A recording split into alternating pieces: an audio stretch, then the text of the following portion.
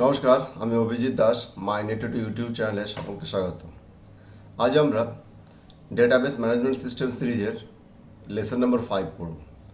আজ আমরা সিলেবাসের ডিবিএমএস অ্যান্ড ইটস কম্পোনেন্ট এই দুটো সম্পর্কে আমরা পড়ব ডেটাবেসের।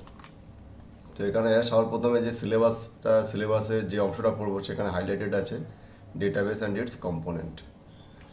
তো এখানে সর্বপ্রথমে ডেটাবেস কাকে বলে এর আগে আমরা পড়েছি, তো এখানে আর একবার একটু জেনে নিই যে ডেটাবেস ম্যানেজমেন্ট সিস্টেম, ডেটাবেস পড়েছি এবং ডেটাবেস ম্যানেজমেন্ট সিস্টেম অর্থাৎ পরস্পর সম্পর্কিত তথ্যের সুসংগত সংরক্ষণ বা সংগ্রহকে বলা হচ্ছে ডেটাবেস।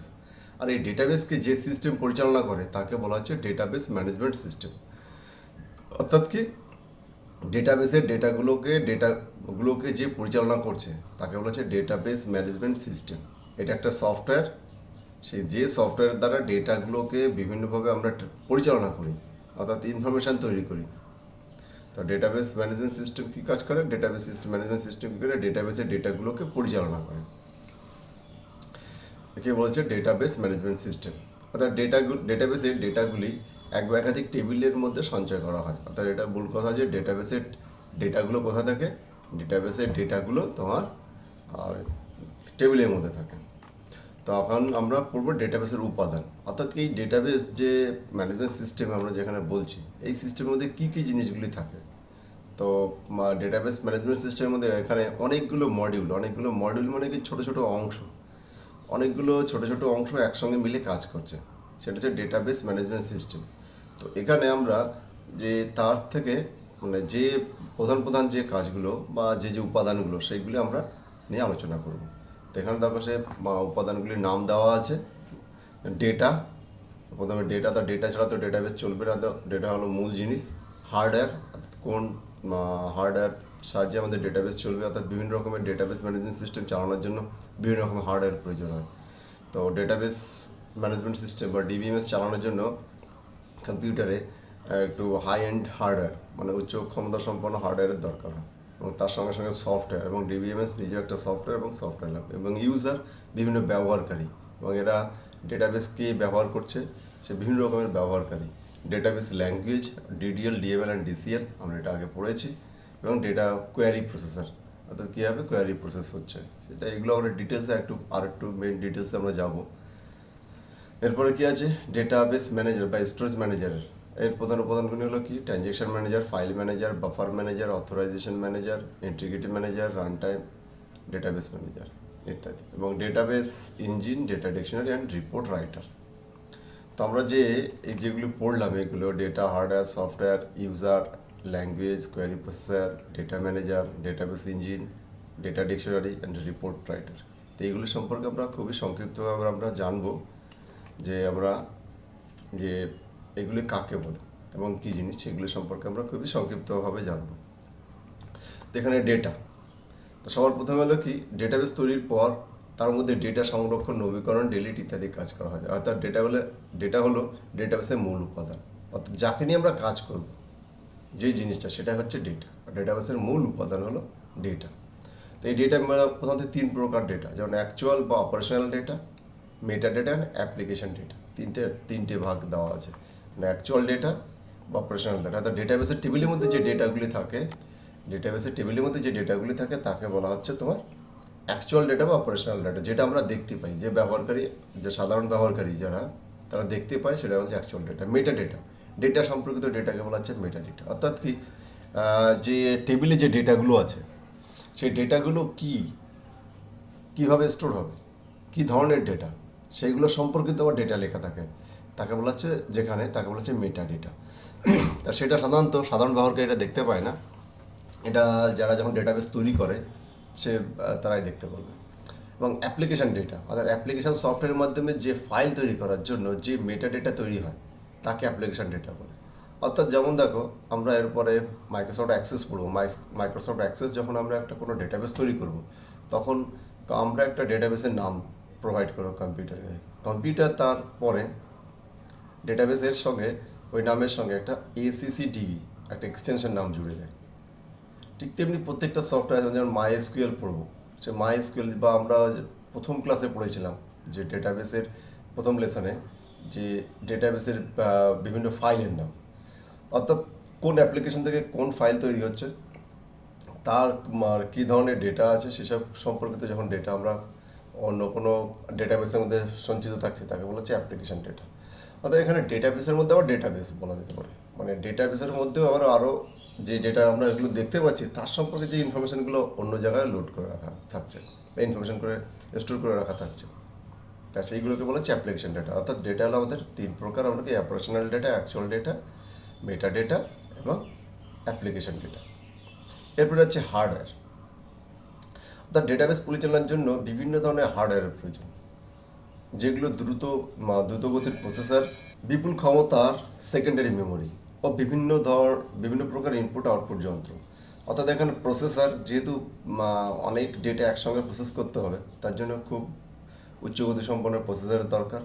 বিপুল ক্ষমতা সম্পন্ন সেকেন্ডারি মেমোরি, অর্থাৎ কি আমাদের যে ডেটাবেস মানে কি প্রচুর ডেটা থাকবে, তো সেই ডেটাগুলোকে সঞ্চয় করে রাখার জন্য আমাদের যে একটা মেমোরি দরকার, তার সেই জন্য সেই সেকেন্ডারি মেমোরি মানে তার ক্ষমতা বেশি হওয়া লাগবে।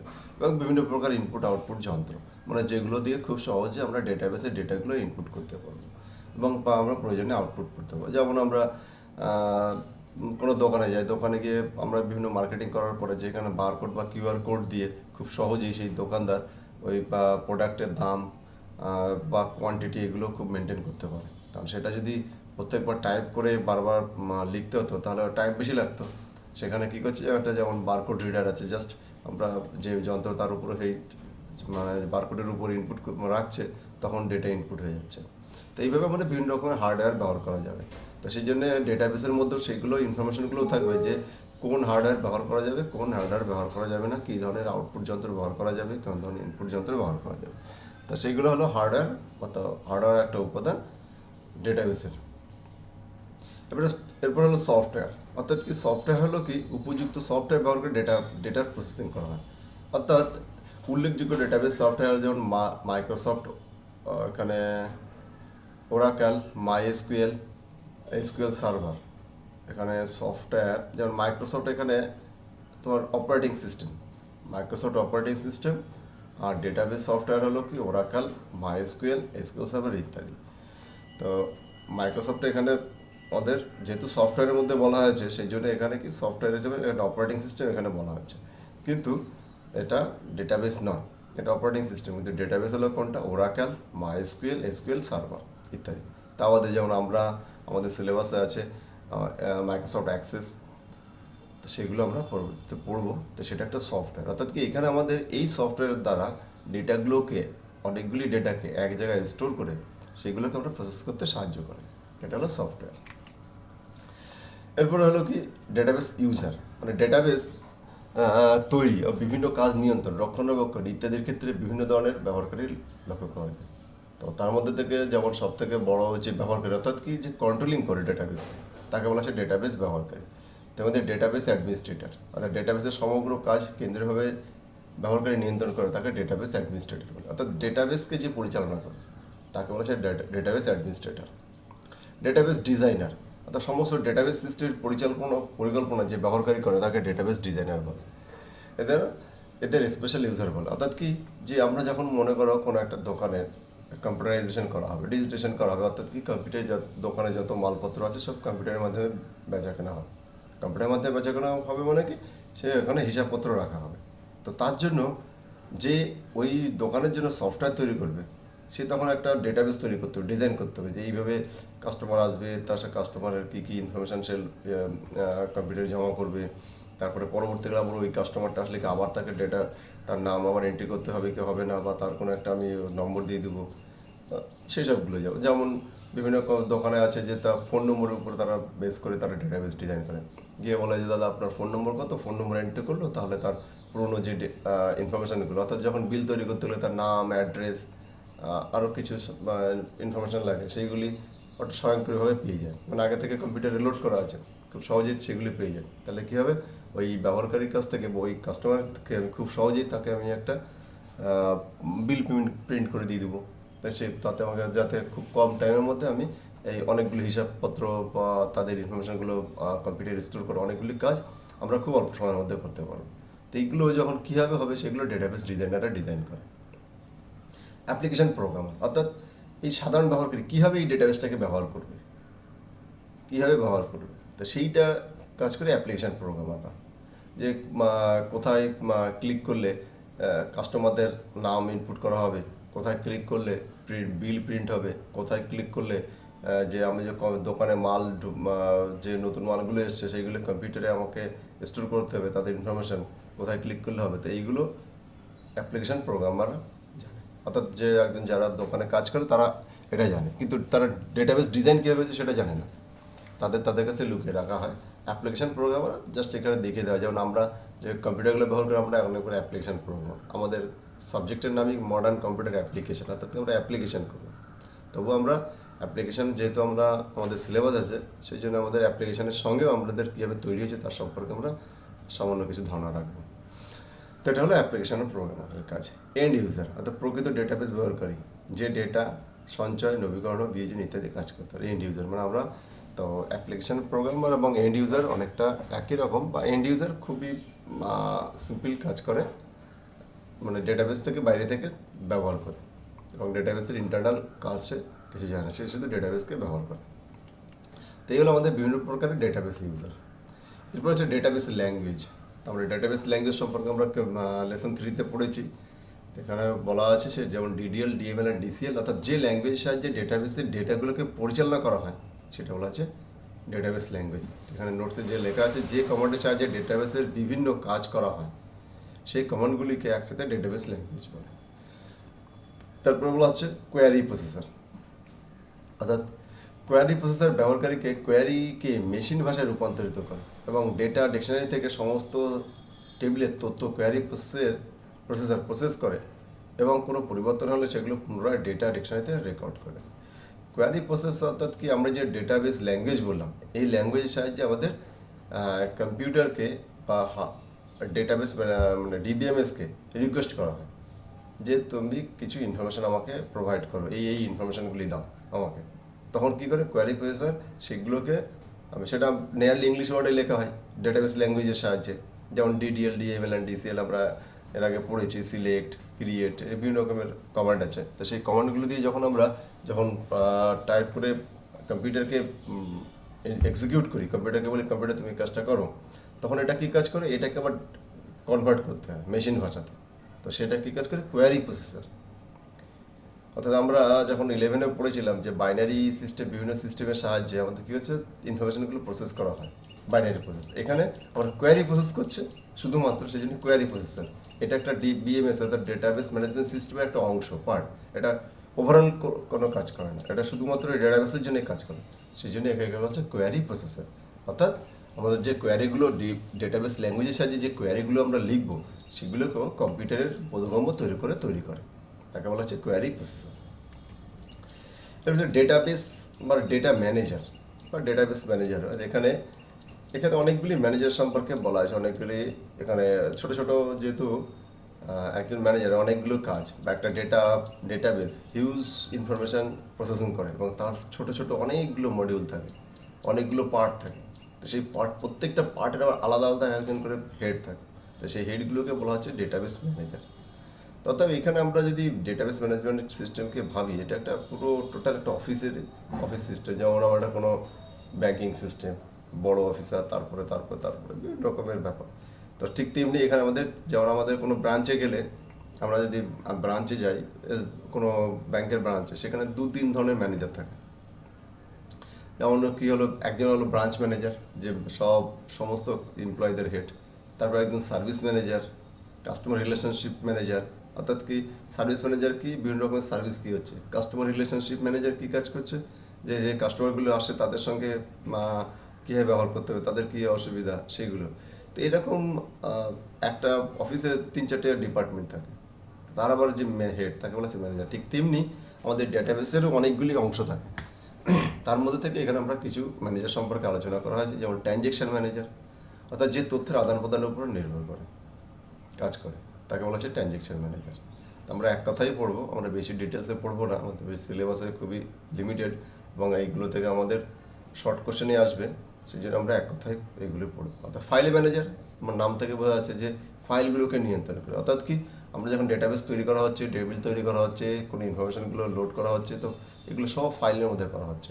তা সেই ফাইলগুলো যে ম্যানেজ করে, কোথায় থাকবে, কোন স্টোরেজে থাকবে, তখন যে আমরা যে এটাকে কপি পেস্ট করা হচ্ছে বা ব্যাকআপ নেওয়া হচ্ছে, তখন ফাইলগুলো কীভাবে যাচ্ছে, এগুলো ফাইল ম্যানেজারের কাজ। বাফার ম্যানেজার প্রাইমারি ও সেকেন্ডারি মেমোরির মধ্যে ডেটা আদান প্রদান করে। অর্থাৎ কি বাফার মানে কি, টেম্পোরারি স্টোরেজ। যেমন আমরা বাফারিং আমরা 11-এ পড়েছিলাম, বাফারিং, তারপরে স্পুলিং, তো এইগুলি আমরা পড়েছিলাম। তো বাফার হচ্ছে কি, অর্থাৎ প্রাইমারি সেকেন্ডারি মেমোরির মধ্যে লিমিটেড টেম্পোরারি কোনো জায়গায় ডেটাকে আদান প্রদান করার জন্য স্টোর করে রাখা এবং সেখানে আদান প্রদানের সুবিধা করে, যে তাকে বলা হচ্ছে বাফার ম্যানেজার। রিকভারি ম্যানেজার যে প্রসেসের ফেল হওয়া ডেটাকে উদ্ধার করে। অর্থাৎ যদি কোনো কারণে প্রসেসিং করতে ভুল হয়ে যায়, তখন সেগুলোকে উদ্ধার করে কি, রিকভারি ম্যানেজার।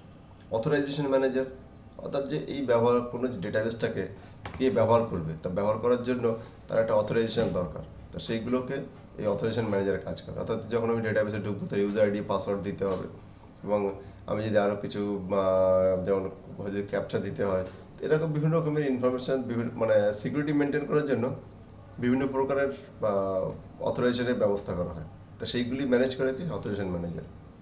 ইন্টিগ্রিটি বা সম্পূর্ণতা ম্যানেজার, যেমন ইন্টিগ্রিটি ম্যানেজার অর্থাৎ এই বৈশিষ্ট্য ডেটাবেসের ডেটা এবং ডেটার পরিবর্তনের সামগ্রিকতা। অর্থাৎ কি, অখণ্ড ডেটা, অর্থাৎ ডেটাকে একত্রিত এক জায়গায় রাখার জন্য, বোঝার জন্য, সেই জন্য ইন্টিগ্রিটি ম্যানেজারের দরকার। অর্থাৎ ডেটার অখণ্ডতা বুঝতে গেলে, ডেটার অখণ্ডতা জিনিস আমি যদি বলি, যেমন কারো একজন নাম মিস্টার এক্স, এই নাম আমি যদি বলি, সে দ্বারা কিছু বোঝা হবে না। তো এর সঙ্গে আমি যদি তার রোল নম্বর 1, সে ক্লাস 12-এ পড়ে, তারপর তার রেজিস্ট্রেশন নম্বর এত, তার মার্কস এত, তো এই যে পুরো একটা ইনফরমেশন তৈরি, তার একটা সম্পূর্ণ ডেটা বলছে, তাকে বলা হচ্ছে ডেটা ইন্টিগ্রিটি ম্যানেজার। তো এইসব কাজগুলি কাজ করে ইন্টিগ্রিটি ম্যানেজারকে। এবার হচ্ছে রান টাইম ডেটাবেস ম্যানেজার, অর্থাৎ এটি ডেটাবেস কেন্দ্রীয় অংশ, যেখানে ডেটাবেসের authorization control, command processor, integrity checker ইত্যাদি উপাদানগুলি কাজ করে। একে ডেটাবেস কন্ট্রোল ম্যানেজারও বলা হয়, অর্থাৎ রান টাইম ডেটাবেস ম্যানেজার। এখন তাকে এর মধ্যে ইন্টিগ্রিটি, অথরাইজেশন, রিকভারি, বাফার অনেকটাও চলে আসলো। তো এখানে কি, আবার এইগুলোর মধ্যে প্রত্যেকটা ছোটো ছোটো পার্ট আবার আরেকজনে কন্ট্রোল করছে, তো সেই করে বলা হচ্ছে, সেটাকে বলা হচ্ছে রান টাইম ডেটাবেস ম্যানেজার। অর্থাৎ কি, এখানে আমাদের যে কাজ করে অথরাইজেশনের উপর কাজ করে, কমান্ড ফেসের উপর কাজ করে, ইন্টিগ্রিটি চেকারের ইত্যাদির উপর কাজ করে। এরপর আসছি আমরা ডেটাবেস ইঞ্জিন।